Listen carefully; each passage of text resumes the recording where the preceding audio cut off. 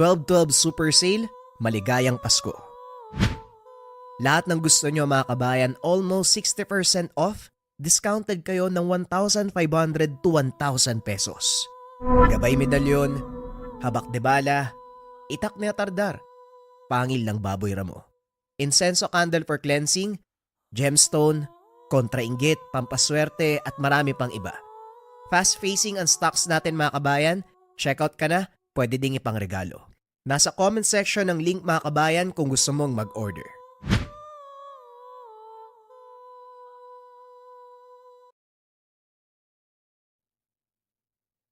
Ang kwentong ito ay hango sa totoong buhay. Mula ito sa isa nating kabayan na itago na lang natin sa pangalang Franco. Walang eksaktong taon.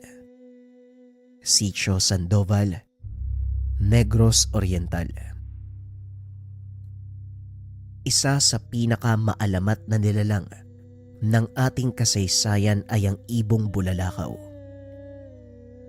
Isa itong uri ng engkantong ibon na nagtataglay ng makulay na balahibo at napakahabang buntot. Sinasabing ang nilalang na ito may taglay na hindi nakikitang apoy. Bibihirang masumpungan ang ganitong uri ng nilalang dahil nagpapakita ito sa mga taong karapat-dapat.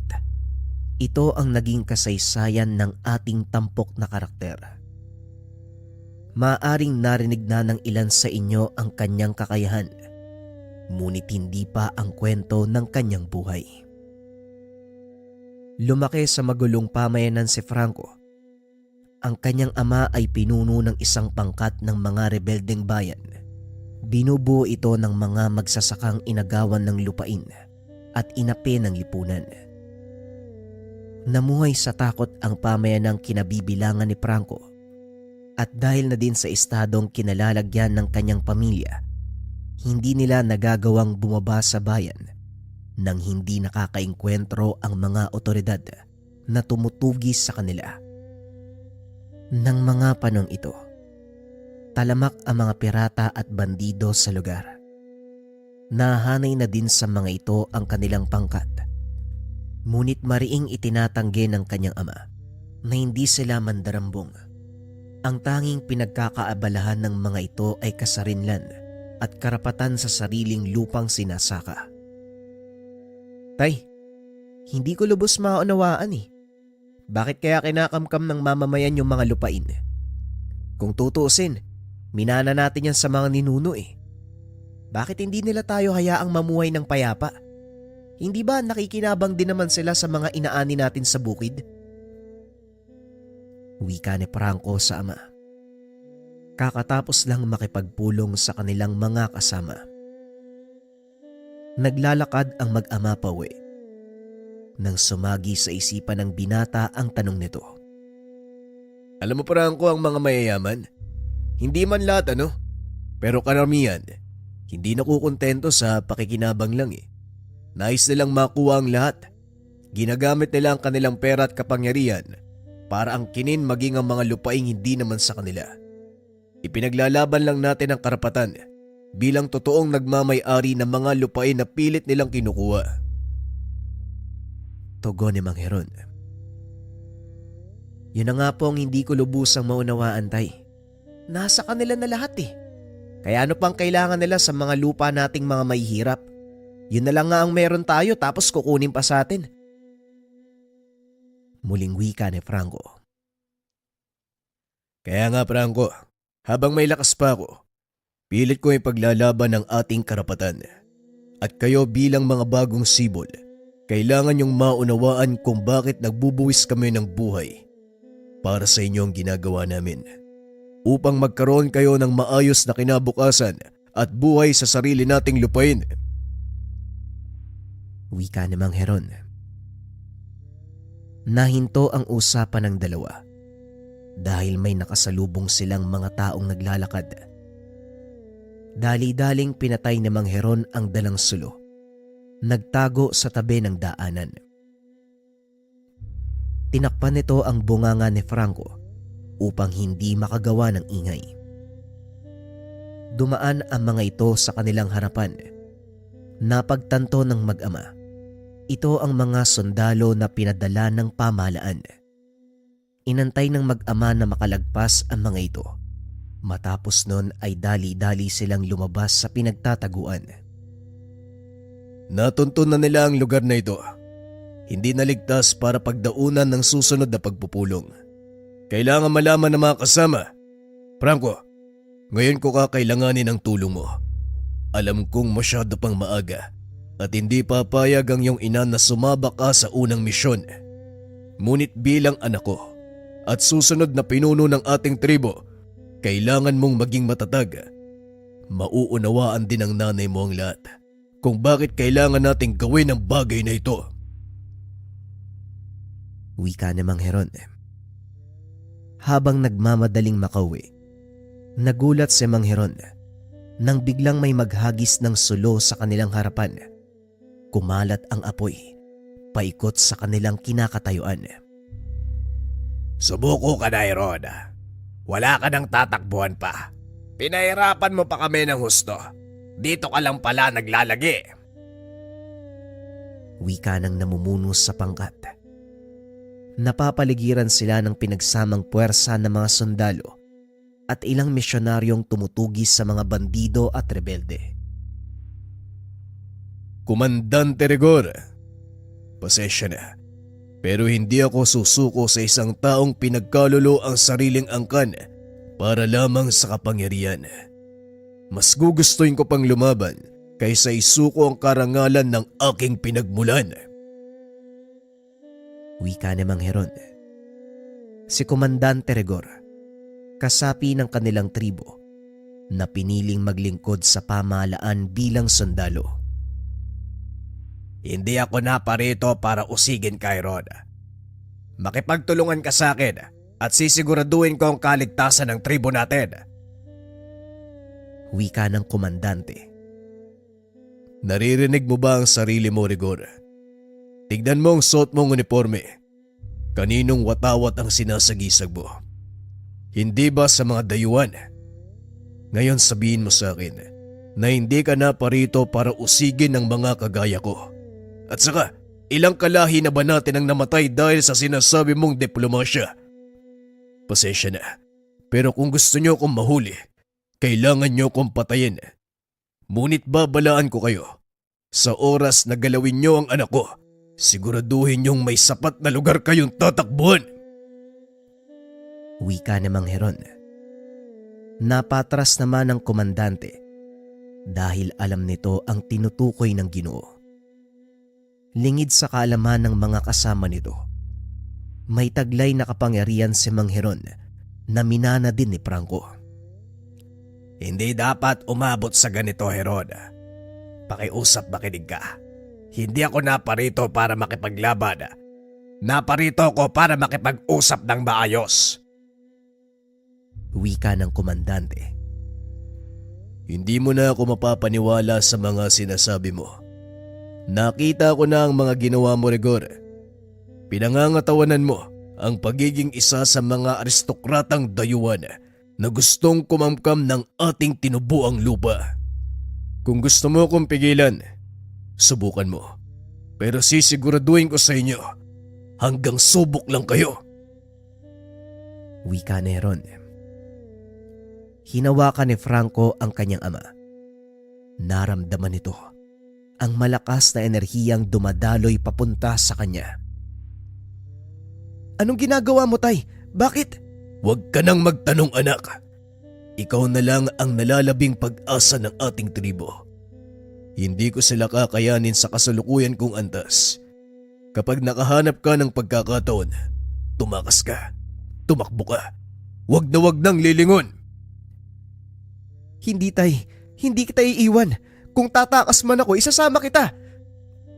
Wala nang oras, Franco. Hindi ba matagal mo nang gustong matutunan ang kakayahan ko? Ito na ang pagkakataon. Ipamamana ko sa iyo ang natatanging kapangyarihan ng ating hanggan. Habang kinakausap ni Mang Heron ang binata, ipinapasa nito ang kapangyarihan sa kanya.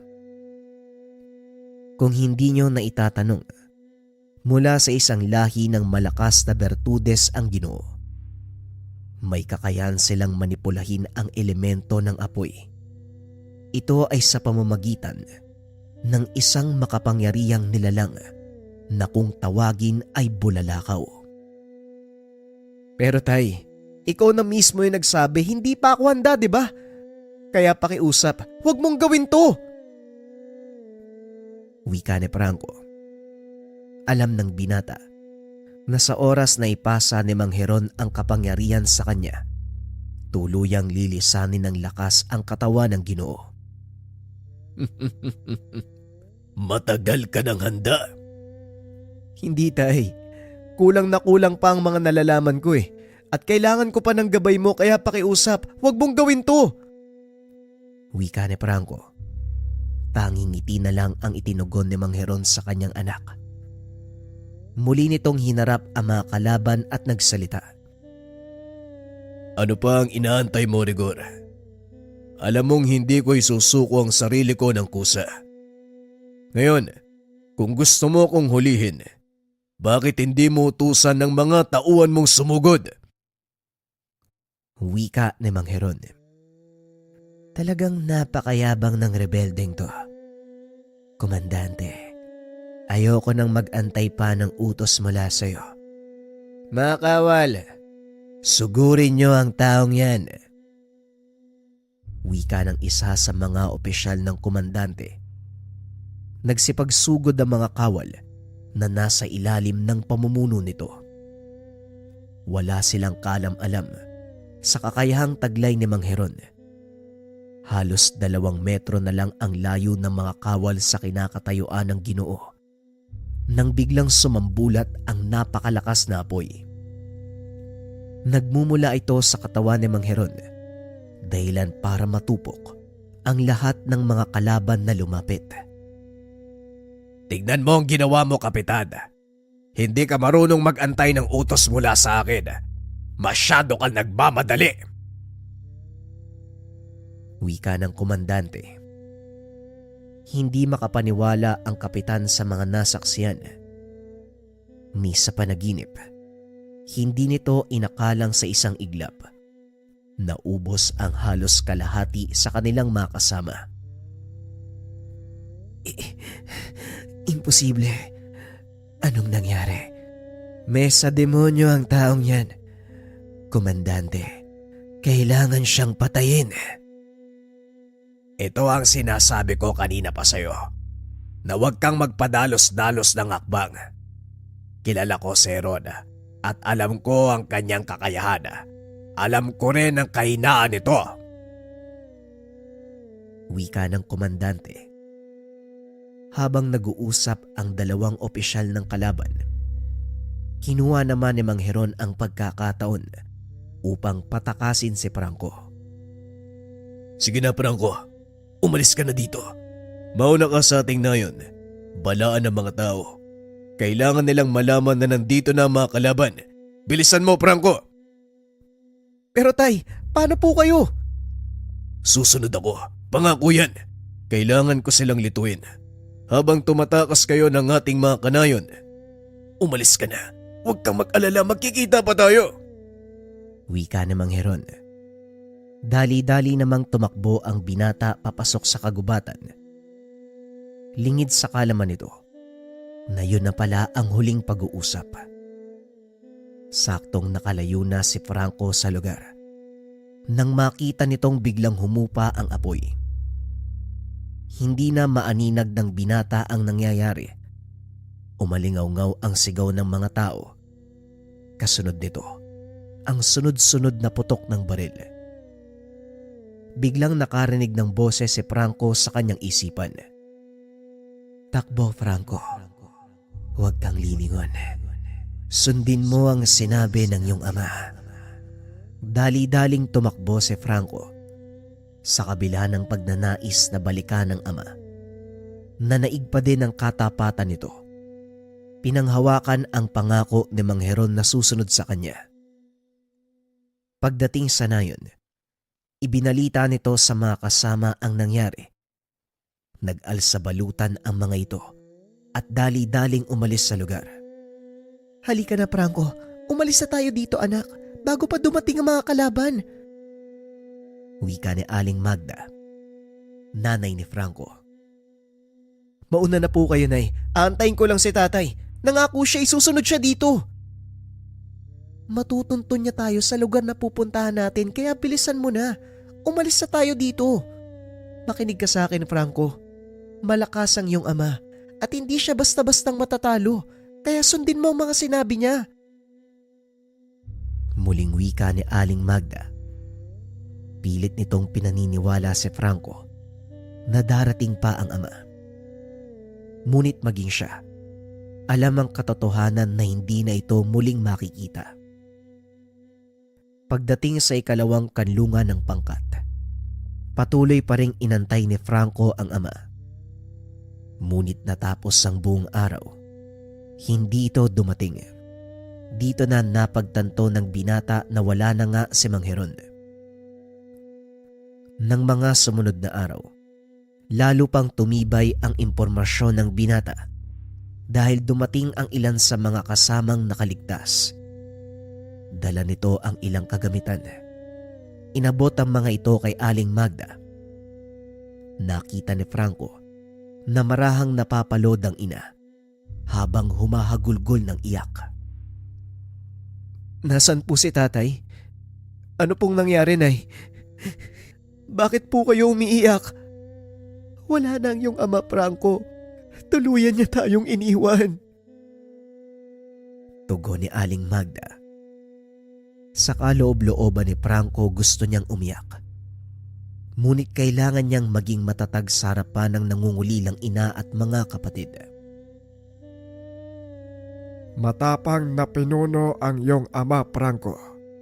Alam kong ganun ka din. Hindi niya iiwan sa iyo ang responsibilidad ng pamumuno sa ating tribo kung hindi ka pa handa. Eto, tanggapin mo ang bastong ito. Bastong kamagong na pagmamay-ari ng iyong ama. Ito ang simbolo ng pagiging pinuno. Ibinibigay ko ito sa iyo, kasama ang aking respeto at pagtanggap bilang bagong manikyal ng ating angkan. Wika ng isa sa matalik na kaibigan ng kanyang ama, si Mang Agno. Nagsigawan ang mga tao bilang pagbati kay Franco. Nagsagawa din sila ng mga seremonya bilang pagbibigay galang sa kanilang nalagas na pinuno.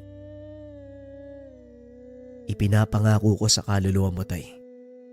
Hindi ako titigil hanggat hindi nabibigyan ng katarungan ang kamatayan mo. Hindi ako hihinto hanggat hindi nauubos sa mga sakim na dayuhan na nais umangkin ng ating mga lupain. Mga kasama, alam kong si tatay lang ang pinapakinggan ng ilan sa inyo. Ngunit narito ako ngayon sa inyong harapan, hindi bilang pinuno, kundi bilang anak na nawalan ng ama. Alam kong lahat tayo ay nakaranas ng mapait sa kamay ng mga dayuhan, kaya ngayon dinggin niyo ang tawag ko. Tuluyan nating wakasan ang pang-aaping ito. Muling nagsigawan ang mga tao. Isa-isang lumapit kay Franco ang nakakatanda ng tribo upang magbigay ng kanilang basbas. Nagsipagyukuan din ang lahat bilang pagtanggap sa binata na bagong pinuno ng kanilang angkan. Ngayong nakuha mo na ang simpatya ng ating mga katribo, ano na ang susunod mong hakbang, Franco? Alam kong iniisip nyo, isusuong ang ating mga mandirigma sa isang laban na hindi napagandaan. Pasensya na ho, pero mali kayo. Aralin ko muna ng mabuti ang pamumuno at habang ginagawa ko yon, sikapin nating itayo ang pamayanang ito. Pansamantala nating magiging tahanan ng buong lugar hanggang sa mabawi natin ang lupain. Mahusay. Kung nandito ang iyong ama, siguradong matutuwa siya. Ipagmamalaki ka ni Ron. Ginagawa ko lang ang nararapat, Manong. Sigurado ako, ito rin ang gagawin ni tatay. Natuto lang ako mula sa kanya. At ngayon, isa sa buhay ko na ang lahat ng mga aral na natutunan ko. Wika ng binata. Kaagad ipinasa ni Mang Agno ang utos ng binata sa mga mamamayan. Nagsipagkilos ang mga ito. Nag-ipon ng mga kahoy sa paligid upang gawing bagong tahanan. Sa pagkakataong iyon, nagtayo ng mataas na bakod ang tribo bilang proteksyon sa pananalakay ng mga kalaban. Dahil sa pagtutulungan ng lahat, unti-unting natapos ang kanilang bagong pamayanan. Sa loob ng maikling panahon, nagawang makuha ng binata ang tiwala at respeto ng kanyang mga katribo. Tignan mo, Franco. Sa loob lang ng ilang taon, tinitingala ka na ng ating mga katribo. Hindi nagkamali ang iyong ama. Isa kang ang mahusay na pinuno kagaya niya. Wika ni Mang Agno habang naglalakad ang mga ito sa nayon. Hindi totoo yan, Manong. Hindi ko matutumbasan ang pamumuno ni tatay. Kakaiba ang kanyang pamamaraan at yon ang hindi ko kayang gayahin. Ang bawat isa sa atin, magkakaiba ang katangian. May mga sari-sarili tayong pamamaraan kung paanong gagawin ang mga bagay-bagay. Huwag mong gayahin ang ginawa ng iba dahil hindi ikaw ang makikita ng kapwa mo kung hindi ang taong ginagaya mo. Wika ni Mang Agno. Nagpatuloy ang payapang buhay ng pangkat. Hanggang isang araw, dumating ang ilan sa mga kasama nilang nakadestino sa bayan. Ayon sa mga ito, dumaong sa sitio Sandoval ang malaking pulutong ng mga dayuhang kawal kasama ang makabagong gamit pangdigma. Talagang desidido na ang pamahalaan ng mga dayuhan pabagsakin ang bawat isa sa mga nalalabing pinuno na hindi nagpapasakop sa kanilang pamumuno. Wika ni Mang Agno. Hindi talaga sila titigil hanggat hindi nakukuha ang ating mga lupain. Masyado nang matagal ang kanilang paniniil sa ating bayan. Oras na para tuldukan ito. Maaari nating gawin yon, Franco. Ngunit ang ikinakabahala ko, kulang na kulang tayo sa bilang. Hindi ko alam kung paano nating makukumbinse ang ilan sa ating mga kababayan na lumaban. Natatakot sila sa mga sandata ng dayuhan. Wika ni Mang Agno. Ako nang bahala sa bagay na yan, Manong. Habang wala ako, nais kong panatiliin yung ligtas ang ating pamayanan. Tignan din si nanay. Bantayang maigi ang lahat. Wika ni Franco. Nagpaalam ito sa kanyang ina. At bago tuluyang umalis, nag-iwan ito ng pangako sa kanyang nasasakupan. Hindi ako babalik sa nayong ito nang walang dalang tulong. Makakaasa kayong hindi ako titigil sa pakikipaglaban hanggang sa makamit natin ang kalayaan laban sa kamay ng mapaniil na mga dayuhan. Wika ng binata. Matapos ang maikling talumpati, tumulak na ito sa paglalakbay. Alam nito na mapanganib ang gagawin, ngunit wala siyang ibang pagpipilian. Tuluyang masasakop ng mga dayuhan ang kanilang lupain. Naglakad ang binata papunta sa bayan. Walang eksaktong patutunguhan. Tinahak nito ang daan papunta sa pantalan ng Sitio Sandoval. Napansin nito ang naglalakihang mga barko ng dayuhan. Nakadaong sa lugar. Napakaraming kawal ang nagbabantay sa mga ito. Habang naglalakad sa kabaan ng daungan, napansin nito ang isang malaking galyon na nakaangkla sa malayo. Paparating sa dalampasigan ang 3 bangka na mula sa nayon. Sa hindi malamang dahilan, tila nabalot ng kuryosidad ang isipan ni Franco. Nagtataka ito kung bakit lumapit sa daungan ang galyon. Hindi namamalaya ni Franco Napababa na siya sa dalampasigan. Nagulat na lang ito dahil dumaong sa harapan niya ang isa sa mga bangka. Nagbabaan ang mga lula nito na kung titignan ay parang mga normal na tao lang. Hanggang sa masilayan nito ang isang lalaki. May puting bandanang nakapalupot sa kanyang leeg. Hindi malaman ni Franco kung ano ang meron sa taong iyon. Nakikita ng binata ang enerhiya na dumadaloy sa katawan nito. O ikaw, sino ka? At bakit ganyan ka makatingin kay amo? Nagulat si Franco. Sinita ito ng binata.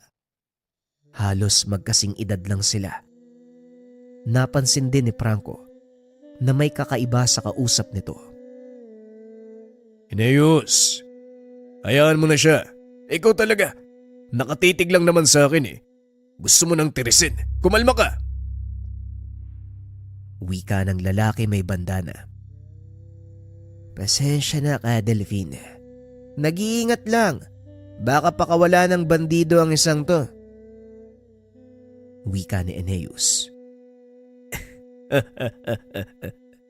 Sino bang gagalaw sa akin dito sa sarili kong baryo? Halika na nga. Nagugutom na ako eh. Bukas na siguro si Mang Ernesto. Muling wika ng lalaki. Pinagmasdan lang ni Franco ang mga ito. Naglakad sila paakyat sa pantalan. Pumasok ang grupo sa isang kainan. Dinig mula sa kinakatayuan ng binata ang sigawan at tawanan ng mga tao mula sa loob. Humahalimuyak din ang mabangong samyo ng nilulutong karne. Kaya nagpa siya itong pumasok sa loob. Napahinto ang tahanan ng mga kalalakihang naroon. Nang marinig na bumukas ang pintuan, tumayo ang binatang nakausap ni Franco sa dalampasigan. Ikaw na naman. Ano ba talagang kailangan mo? At bakit mo kami sinusundan? Pasensya na kaibigan. Wala akong masamang intensyon. Nagugutom kasi ako eh. Hindi mo ba nakikita kung anong klaseng lugar to? May nakita ka bang nagtitinda ng pagkain dito? Hindi to karinderya, kaya umalis ka. Muling wika ni Eneas. Sa pagkakataong ito, inawat siya ng matanda. Tumigil ka, Eneas. Ang lugar na ito ay para sa lahat. Papakainin natin ang mga nagugutom at papainumin ang mga nauuhaw. Iho, anong pangalan mo? Bakit hindi ka muna maupo? Mukhang pagod ka na. Wika ni Mang Ernesto.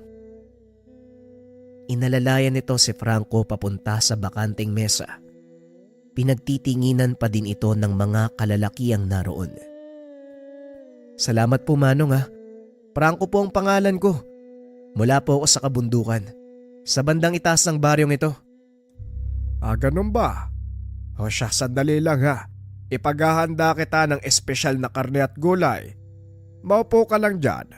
At ikaw naman, Eneas, bumalik ka sa upuan mo. Kung ayaw mong sipain kita palabas. Wika ni Manong Ernesto. Natahimik sa upuan ng binata habang masakit na nakatitig kay Franco. Hindi niya naman ito pinapansin nang may dumating na ilang kalalakian. Batay sa kanilang pananamit ay mga dayuhan. Nagpatuloy sa pinagkakabalahan ang mga tao sa loob ng kainan habang naglalakad paikot ang mga kakarating pa lamang na lalaki. Laking gulat ni Franco nang maupo ang isa sa mga ito sa kanyang harapan. Umalis ka. Upo mga kasama ko. Pasensya na po pero nauna ako dito eh. Hindi ko na ulitin ha. Hindi ko na ulitin. Umalis ka. Ganun din ho ako. Hindi ko ulitin yung sinabi ko. Biglang nag-init ang ulo ng lalaki. Hinampas nito ang mesa sa pag-aakalang masisindak si Franco. Lumabas mula sa kusina ang matandang may-ari upang tignan kung ano ang nangyayari. Anong kaguluwang to? Sino yung mga naggugulo? Ikaw ba'y may-ari ng lugar na to?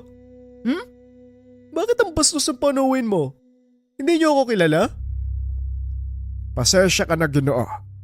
Ngayon lang kita nakita sa lugar na ito. At ang sinasabihan mong bastos, mga mamamayan ng baryong ito. Ang baryong to pagmamay-ari ng pamahalaang Espanya. At ako'y tagapaglingkod ng haring namumuno ng bansa. Kaya yumuko kayo sa aming mga Espanyol. Biglang natahimik ang lalaki nang mabasag sa ulo nito ang isang itlog. Napalingon sa pintuan si Franco. Nakita ang isang paslit na may hawak na tirador. Binalahan niya ito ng itlog na nakalapag sa istante ng matanda. Untoy, itigil mo yan. Hindi ganyan itrato ang ating mga panauhin. Bagay lang yan sa kanya. Sinira ng lalaking yan yung ginawa kong kastilyo sa dalampasigan eh.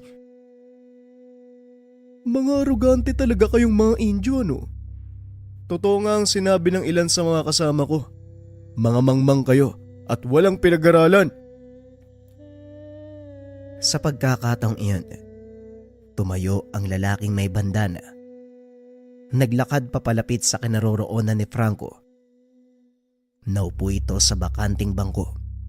Nakipag-usap kay Mang Ernesto. Manong, pwede bang bigyan mo ko ng isang bote ng pinakamasarap mong alak? Wika ng lalaki. Inabot naman ito ng matanda sa kanya. Ngunit akmang kukunin na sana nang biglang hawiin ng lalaki ang kamay nito. Dahilan para mabasag ang bote ng alak sa sahig. Hindi ka dapat tumarang sa daan ng mga taong nag-uusap. Wika nito. Hinarap siya ng lalaki at gumiti. Yumuko at dinampot ang nabasag na bote. Naku, sayang naman, nahulog. Ay naku, Manong, isa pa nga. Nako Kadelpin, kulang pa ang bote ng alak na yan sa kabutihang ginawa mo para sa amin. Sige na, kunin mo na ang kailangan mo. Magpakasaya kayo. Wika ni Mang Ernesto. Bagay na lalong nagpainit ng ulo ng dayuhan. Hinila nito sa damit ang lalaking nagngangalang Delpin. Nakangiti pa rin ito sa kanya. Kaibigan, sigurado ka ba sa gusto mong mangyari? Bakit? Sino ka ba sa palagay mo, ha? Isa ka lang hamak na mga ngisda. Mga aliping halik sa paa naming mga Panginoon nyo. At isa pa, Hindi na naituloy ng lalaki ang sasabihin. Isa na namang itlog ang nabasag sa ulo nito. Untoy, huwag mong sayangin ang itlog ni Mang Ernesto. Ikaw talagang bata ka. Pasensya ka na sa kakulitan ng alaga ko, ha? Wika ni Kadelpin habang pinupunasan ng kanyang damit ang ulo ng dayuhan. Hinawi naman ito ang kamay ng Ginoo. Alisin mo ang madungis mong kamay sa damit ko. Wika ng lalaki sabay tulak sa Ginoo. Napatayo ang mga kasama nito. Ngunit inawat sila ni Kadelpin. Nakatitig lang si Franco habang inaantabayanan ang susunod na gagawin ng lalaki na may bandana. Alam mo, kaibigan, hindi tayo dapat nag-aaway. Halika, saluhan mo kami sa mesa. Wika ni Kadelpin. Ngunit may ibang plano ang lalaki. Bigla itong naglabas ng patalim. Inundayan ng saksak ang Ginoo. Mabilis namang nakailag si Kadelpin. Kaso nga lang natumba ito ng matalisod sa paa ng mesa. Maaabot na ito ng lalaki, kaya nagpa siya si Franco na kumilos. Isang malakas sa suntok ang binitawan ng binata. Laking gulat ng lahat dahil biglang nagliyab ang damit ng lalaki. Kanina pa ako nang gigigil sa kayabangan mo. At ikaw naman, binabastos ka na. Nagpapakita ka pa rin ng kabutihan. Wika ni Franco sabay turo kay Cadelphine. Dahan-dahang tumayo ang lalaki, pinagpag ang damit nito. Nagsipagbunot ng sandata ang mga kasama at sinugod si Franco. Dali-dali namang lumabas ang binata dahil alam niyang masisira ang lugar kung sakaling makikipaglaban siya gamit ang buong kakayahan. Sinundan ito ng mga kalalakihan at doon ipinagpatuloy ang laban. Hindi nagdalawang isip na sumugod ang mga dayuhan. Pinagtataga ng mga ito si Franco, ngunit mabilis na nakakaiwas ang binata. Nahawakan nito ang kamay ng isa sa mga dayuhan at napangiti. Biglang natupok ang katawan ng lalaking iyon, dahilan para tumakbo ito paikot sa lugar. Napapatras ang mga kasama nito dahil bago sa kanila ang kakayang iyon ng binata. Anong klase? Anong klaseng kademonyoan to? Wika ng isa sa mga dayuhan. Akmang tatakbo na sana ito. Ngunit biglang nagliyab ang kasuotan hanggang sa tuluyang matupok. Walang natira sa mga kalaban, bagay na ikinagulat ni Cadelphine at ng mga kasama nito. Sabihin mo sa amin kung saan ka nanggaling at bakit may taglay kang kapangyarihan ng apoy. Minana ko ang kakayang ito sa tatay ko. Ang totoo, hindi rin malinaw sa akin kung saan nanggaling ang kakayahan namin. Pero ayon sa mga matatanda, biyaya ito mula sa ibong bulalakaw. Wika ni Franco, sabay lakad palayo. Bigla namang lumitaw si Eneo sa kanyang harapan habang kumikislap ang kidlat sa kamao. Hindi lang ikaw ang may taglay na kakayahan mula sa kalikasan. Kaya huwag ka masyadong mapagmalaki. Kinakausap ka ni Amo, kaya harapin mo siya ng maayos. Wika ni Eneus. Nilingon ni Franco si Cadelphine. Nakitang nagkakamot ito ng ulo. Hayaan mo siya, Aeneas. Sige na, magpatuloy ka na sa paglalakad. Sandali lang. Kabastusan sa isang kusinero ang talikuran ng taong pinaghandaan niya ng pagkain. Halika muna at kumain. Wika namang Ernesto. Walang nagawa ang binata nang tawagin ito ng matanda. Una sa lahat, ito ang talagang dahilan kung bakit siya pumasok sa lugar. Pasensya na po kayo. Nawala sa isip ko na pinaganda niyo ako ng pagkain. Wika ni Franco. Habang kumakain ito, kinakausap siya ng matanda. Sabihin mo sa akin, Iho, bakit ka dumayo sa lugar na ito? Naghahanap po ako ng mga taong pwedeng tumulong sa amin. Patuloy na kinakamkam ng mga dayuhan ang aming lupain sa kabilang ibayo. At sa kasalukuyan namin bilang, hindi sila kakayaning harapin sa mano-manong laban eh. Ganun ba? Nakita ko ang kaya mong gawin. At gaya ng sinabi ng binatang nakausap mo kanina, hindi lang ikaw ang may taglay na kakayahan sa lugar na ito. Pero hindi yun ang punto ko. Sa taglay mong lakas, magagawa mo silang pigilan. Bakit mo pa kinakailangan ng maraming tao? Hindi ho sasapat ang kakayahan ko eh, para pigilan ang mga modernong sandata ng mga dayuhang mananakop. Kaya ako naghahanap ng mga taong may malasakit sa kanilang lupang tinubuan dahil ang gagawin ko, hindi lang para sa aking pinagbulang angkan, kundi para sa lahat. Gusto kong palayain yung bayang to eh, sa kamay ng mga mapaniil. Wika ni Franco. Lingid sa kalaman nito, nasa likod niya si Cadelphine. Isang taong may malasakit sa lupang tinubuan. Bibihira na lang ang kagaya mo. Sige, tutulungan kita. Pero kakailanganin ko din ang tulong mo. Tulong? Tulong saan? Isang bayan sa gawing kanlura ng sinasalakay ng mga bandido. Nakarating sa akin ang balitang ito. Ngayon lang eh. Kailangan ko ng lakas na meron ka upang pigilan ng mga bandido Kung mapapansin mo, kulang kami sa bilang. Isang buong hukbo na mga bandido ang kalaban namin. Ano naman ang gusto mong gawin ko? Sa tulong ng apoy mo, magagawa mo silang pigilan habang unti-unti naming nililigtas sa mga tao. Wala ng oras. Sa daanan ko ipapaliwanag ang lahat. Wika ni Cadalvin, sabay hatak sa kamay ni Franco.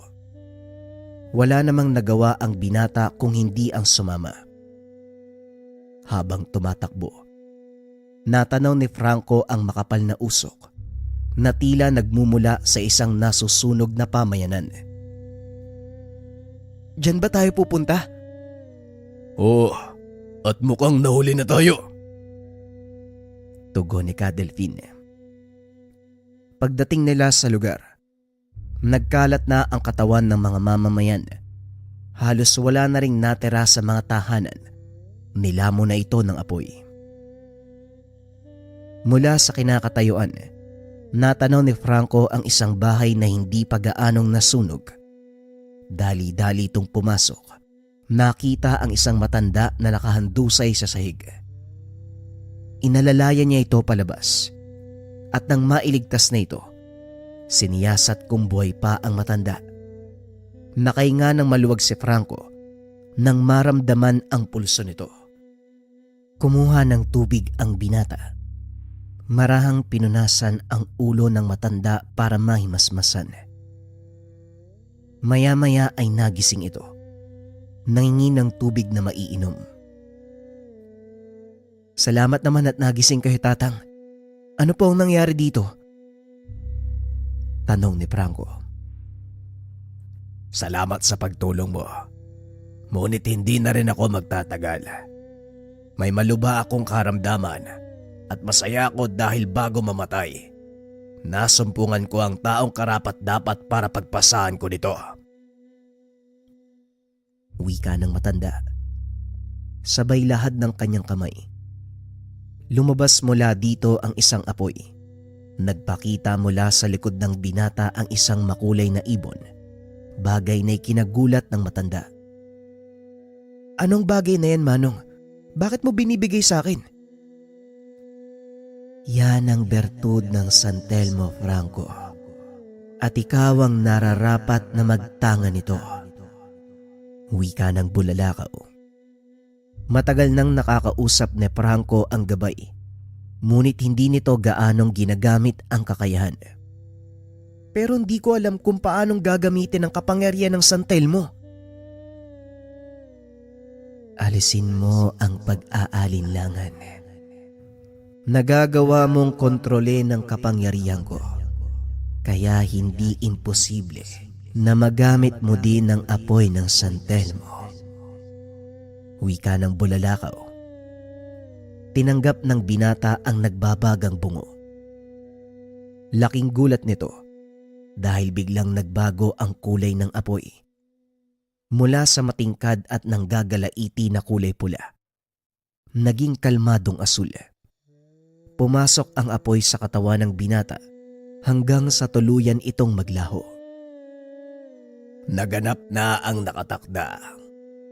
Bago ako mawala, nais kong dinggin mo ang propesiyang ito. Isang binata ang isisilang mula sa elemento ng apoy. Magiging pinuno siya ng isang makapangyarihang tribo at kalaunan magiging kasangkapan sa paggamit ng kalayaan ng bayang inapi ng mga dayuhan. Wika ng matanda. Bago ito tuluyang malagutan ng hininga. Tumayo si Franco. Akmang bubuhatin ang matanda. Ngunit laking gulat nito nang bigla na lang masunog at tuluyang naging abo ang katawan ng matanda. Anong nangyari, bata? May buhay pa ba sa gawing ito? Ikinalulungkot ko, pero wala na akong nakitang buhay. Wika ni Franco. Napangiti si Cadalvin dahil alam nito ang totoong nangyari. Ano nga pala ang pangalan mo, bata? Franco po ang pangalan ko. Narinig ko tinawag kang Cadalvin ng bata kanina. Alin, si Untoy? Oo, yun ang pangalan ko. Nga pala, tungkol sa batang yun at sa nangyari sa lugar na ito. Pasensya na kung nagsinungaling ako. Ang katotohanan, tirahan ng mga engkantong lagalab ang baryong ito. Dito nagmula si Untoy. Nakakalungkot lang dahil wala nang natira sa mga kauri niya. Kawawang bata.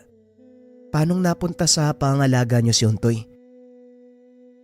Ang totoo niyan, si Mang Ernesto ang kumupkop sa kanya. Mabang kwento, Franco eh. Halika na, bumalik na tayo sa pantalan. Wika ni Delphine. Habang naglalakad ang mga ito, pinag-uusapan nila ang tungkol sa pinanggalingan ni Franco. Naikwento ng binata ang dahilan kung bakit siya napunta sa Sitio Sandoval. Ang totoo niyan, hindi ako sigurado sa gagawin ko eh. Nagbabakasakali lang din ako na may taong makakatulong sa akin. Mga taong may pagmamahal pang natitira sa kanilang bayan. Lahat naman tayo may pagmamahal sa bayan. Yun nga lang, mas maraming tao ang mga naduduwag at walang kakayahang ipaglaban ito. Kagaya ng ipinangako ko sa iyo, kahit nahuli tayo sa pagsaklolo, tutulungan pa din kita. Wika ni Delphine. Napalingon si Franco sa Ginoo. Nagulat ito. Hindi niya akalaing makukuha ang simpatya ng Ginoo. Talaga ho? Hindi po ba kayo nagbibiro? Narinig mo ang sinabi ko. Kaya maganda ka na dahil pagdating natin sa sitio, sisimulan na natin ang pagplano ng pagsalakay. Wika ni Delphine. Napangiti na lang ang binata nang makarating sila sa sitio. Kinausap ni Delphine ang mga tauhan. Sinabi ang kanilang gagawin. Wala namang nakitang pagdadalawang isip ang mga ito. Nagsigawan pa ang ilan sa kanila na tila natutuwa sa gagawin. Pasalamat ka, mabait si Amo. Pero malaki ang kabayaran ng pagtulong na ito. Kung ano man yun, siya na magsasabi sa'yo. Huwag kang mag-alala, kaibigan. Kung ano man ang magiging kapalit ng pagtulong nyo, sisiguraduhin ko mababayaran. Kung ginto lang ang usapin, hindi kayo magdadalawang salita. Wika ni Franco. Matapos mag-usap, nagsimula ng maglakbay ang grupo. Nagulat si Franco dahil kinakailangan nilang dumaan sa karagatan. Mas madali para sa ating ubusin ang kanilang puwersa kung sa mismong himpilan nila tayo lulusob. Pero bago natin isagawa ang pagsalakay, pwede bang pakilinis muna ng mga nagkalat na barkong ito sa dalampasigan? Wika ni Delphine. Alam ni Franco ang gustong mangyari ng Ginoo. Gamit ang kapangyarihan ng apoy, sinilaban ang mga barko ng dayuhan. Nanlaki ang mga mata ni Delphine. Sa isang kumpas lang, nagawang ubusin ni Franco ang 4 na malaking barko kasama ang mga sundalong lula nito. Magaling, Franco. Ngayon, opisyal nang nagsimula ang digmaan laban sa mga dayuhan. Mga pirata, sugod! Wika ni Delphine. Ibinaba ng mga kasama nito ang kanilang layag. Nagsimulang maglakbay papunta sa himpilan ng mga dayuhan sa dalampasigan. Pagdating nila, walang tigil na pinaulanan ng bala ng kanyon ni Delphine ang himpilan. Tignan mo ang mga dayuhan, parang langgam na napuhag. Wika ni Eneus. Habang pinagmamasdan ang mga dayuhan, natataranta ang mga ito. Umusad papunta sa buhangin ang galyon ni Delphine. Isa-isang nagsipagbabaan ang mga kasama nito. Sinugod ang mga dayuhan. Hindi man lang nakapaghanda ang mga ito sa dumating na pagsalakay. Nagulat si Franco sa ipinapakitang kakayahan ni Delphine. Ito ang unang beses niyang makasumpong ng kakayahan ng isang taong pumatay, gamit lamang ang enerhiyang bumabalot sa kanyang katawan. Naglalakad ang Ginoo papasok sa impilan at bawat sumasalubong sa kanya, natutumba ng walang dahilan. Dali-dali namang sumunod si Franco. Sinilaban nito ang mga dayuhang sumasalubong sa kanya. Ilang sandali pa ang nakalipas. Nakarap na nito ang ilan sa mga opisyal. Anong kalapastanganan sa hari ng Espanya ang ginagawa nyo? Mananagot kayong lahat. Wika ng komandante. Hindi ba ikaw ang may malaking pananagutan sa bayan mo? Isa kang totoong traidor. Ang lakas ng loob mong sabihan ako ng traidor. Sino ka sa palagay mo? Ako ang anak ni Heron, ang taong pinatay mo, dahil hindi siya nakiayon sa kagustuhan mo. Tugon ni Franco. Nanlaki ang mga mata ng komandante nang marinig ang sinabi ng binata. Paanong nangyari to? Inubos ko na kayong lahat. Paano kang nakaligtas? Mukhang nagkakamali ka. Sa dinami-dami ng mga tribong pinagpapapatay nyo, hindi mo na matanda ng mga lumad sa kailugan? Sila nga ang tinutukoy ko. Ang angkang pinagmulan ni Heron. Ang angkang pinagmulan mo. Halatang wala kang alam sa mga nangyayari. Tignan mo nga naman. Meron palang isang nakaligtas. Pero hindi ka na rin magtatagal dahil mamamatay ka na dito. Wika ng komandante. Alam ni Franco ang sinasabi nito. Ito mismo ang dahilan kung bakit nagpa siya ang binatang humingi ng saklolo. Oo, alam kong ginawa nyo. Marami sa aming katribo na matay at ito mismo ang dahilan kung bakit kami lumikas sa isang tagong lugar. Nagkakamali ka kung inaakala mo mag-isa lang akong sumugod. Tignan mo ang paligid. Hindi mo ba nakikita? Ubus na ang mga pinagmamalaki mong sundalo. Wika ni Franco. Saka pa lamang naimasmasa ng komandante nang makitang halos kinaina ng apoy ang kabuuan ng himpilan. Hindi ito maaaring mangyari. Pagbabayaran mo sa hari ng Espanya ang ginawa mo. Walang ibang dapat magbayad ng kasalanan dito kung hindi ikaw. Pagbabayaran mo ang kamatayan ng aking ama kasama ng iba kong katribo. Wika ni Franco. Nanlaki ang mga mata ng komandante nang makitang nagliyab ang kamay ni Franco. Lumabas ang napakalaking ibon na merong makulay na balahibo. Naglalakad ito papunta sa kanyang kinakatayuan. Napatras naman ang komandante. Nakaramdam ng takot dahil alam niya na wala siyang mapupuntahan. Baka pwede nating pag-usapan to. Anong gusto mo, ginto? Marami akong nakaimbak sa lugar. Ituturo ko sa'yo. Kunin mo ang lahat. Pakawalan mo lang ako. Wika ng komandante. Ngunit hindi nakinig si Franco. Huwag kang mag-alala. Naipangako ko na yan sa mga kasama ko. Wika ni Franco. Sabay kumpas ng kamay. Kumilos ang malaking ibon. Lumipad papunta sa komandante. Nagpaikot-ikot ito hanggang sa dumapo sa likuran. Nilikop ng nagbabagang pakpak ang katawan ng komandante.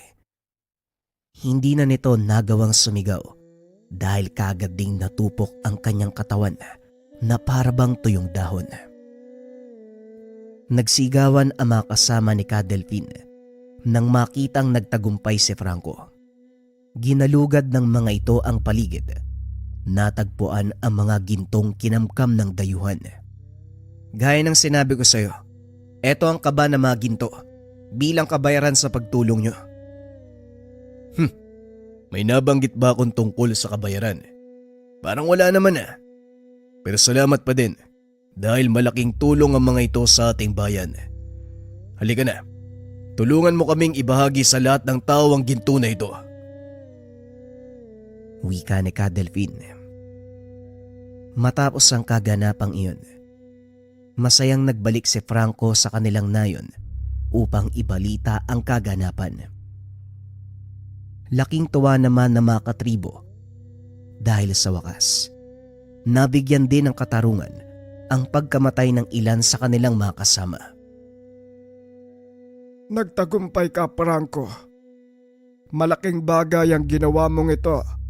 Habang buhay tatanawin ng ating mga katribo ang kabayanihan mo. Wika ni Mang Agno. Tungkulin ng isang pinunong ipagtanggol ang kanyang nasasakupan. Malayo pa ang aking lalakbayin at hindi pa dito nagtatapos ang laban, Mang Magno. Kaya ihahabilin ko sa inyo ang pangalaga ng tribo. Kailangan kong bumalik sa Sitio Sandoval. May isang paslit. Nangangailangan siya ng aking gabay. Wika ni Franco. Walang nagawa ang matanda sa pasya nito. Bumalik siya sa Sitio Sandoval. Umanib sa pangkat ni Ka Delphine bilang pagtupad sa pangako nito na gagabayan ang batang si Untoy. Naging matagumpay ang bawat plano ng pangkat. Pabagsakin ang himpilan ng mga dayuhan sa lugar. Kinilala bilang opisyal na kasapi ng pangkat. Kinatakutan ang mga ito. Hindi lang ng mga dayuhan, kundi ng mga taong gumagawa ng masama sa lipunan. Ito ang naging simula ng buhay ni Franco bilang pirata. Ginagabayan nito ang batang si Untoy. Tinuruan ng lahat ng nalalamang paraan sa pakikipaglaban gamit ang kanyang kaalaman. Ngunit kalaunan, iniwan din ito ang paslit. Namatay si Franco sa isang laban, ngunit inihabilin nito kay Ka Delphine ang bertud ng San Telmo upang ipasa kay Untoy pagdating ng panahon. Tinupad ni Ka Delphine ang kahilingan. Napasakamay ng paslit ang kapangyarihan ng San Telmo nang humantong sa tamang gulang. Hindi man ganong katagal ang pagsasama ni Ka Delphine at Franco, nag-iwan naman ito ng malaking puwang sa pangkat. Dahil kahit papano, naging pangalawang pamilya ni Franco ang grupo. Bilang pag-alala sa kabayanihang ginawa ni Franco, itinayo ni Ka Delphine ang isang rebultong gawa sa adobe sa gawing kanluran ng Sitio Sandoval. Ito ay palatandaan na minsang ipinagtanggol ni Franco ang kanilang isla. Para naman sa pinagmulang angka ng binata, habang buhay na natili sa kanilang alaala ang katotohanan na nagkaroon sila ng pinuno na ginagabayan ng ibong bulalakaw. Yung kwento na to, mga kabayan, ito yung backstory ng kwento ng series natin, Baryo ng Malalakas na Antingero. Kung interesado kayong mapakinggan yung buhay ni Untoy, yung batang makulit dito sa kwento, pwede niyong pakinggan, 3 episodes yun. I-search nyo lang Baryo ng Malalakas na Antingero. Pero kung gusto nyo ng buod, mga kabayan, si Untoy kasi, sobrang idol niya si Ka Delphine mula pagkabata. Gustong gusto niyang sumama sa grupo nila sa paglalayag. Kaso nga lang ang problema, masyado pang bata si Untoy kaya hindi pinapayagan ni Ka Delphine. Matagal na wala si Ka Delphine sa baryo ng Sitio Sandoval, sinakop na yon ng mga masasamang loob. Hanggang sa umabot sa punto na nagbinata si Untoy, siya yung unang lumaban sa mga masasamang tao. Yan nga lang, kamuntikan mamatay si Untoy sa kwento. Pero doon bumalik si Ka Delphine, kasama yung buong pangkat. Napakaangas nun, mga kabayan, kasi si Eneus yung unang nagpakita gamit yung kapangyarihan ng kidlat. Si Franco naman, siya yung nagsanay kay Untoy, kaya halos madurog yung puso ng binatang Untoy nung malamang patay na ito. Sa kanya pinamana ang mutya ng San Telmo dahil yung mga magulang ni Untoy purong engkantong lagalab. Sa makatuwid, hindi purong tao si Untoy. Kaso nga lang yung twist din nun, si Ka Delphine ang pumatay sa mga magulang ni Untoy. Sobrang solid yan, mga kabayan, pwede niyong pakinggan. Sa kwento ni Untoy, napakalakas ng kapangyarihang apoy niya. Naipasa ito hanggang sa mga anak niya, isang gabunan at isang lagalab. Kung interesado kayo, search nyo na lang mga kabayan. Maraming salamat sa pakikinig ng ating kwento. Huwag kalimutan ang ating 12-12 sale.